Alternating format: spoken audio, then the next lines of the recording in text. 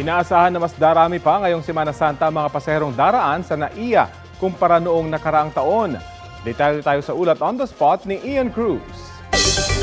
Ian?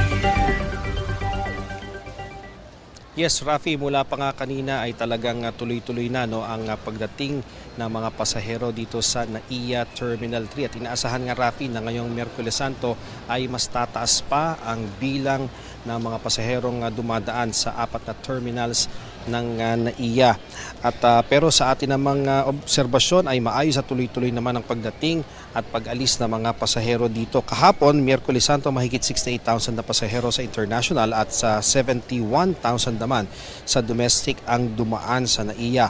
Mas mataas ito, Rafi, ng 9.56% sa mahigit 128,000 na dumaan sa NAIA noong nakaraang Martes Santo.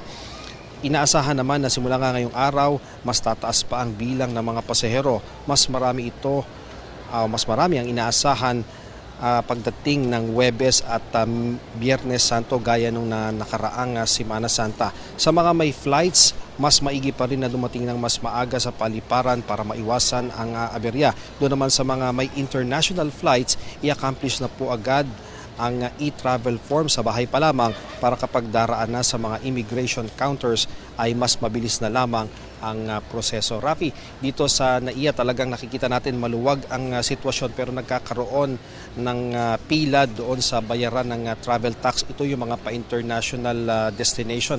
So yung payo sa kanila ng mga otoridad, meron pong mga online platforms kung saan po pwedeng magbayad sa TIESA ng DOT at meron din mga malls na may mga government centers kung saan po pwede rin pong bayaran yung mga travel tax para kapag dating dito, diretso na kayo sa mga check-in counters at hindi na kayo pipila doon sa bayaran ng travel tax. So yan muna ang latest mula rito sa NAIA Terminal 3. Balik sa iyo, Rafi.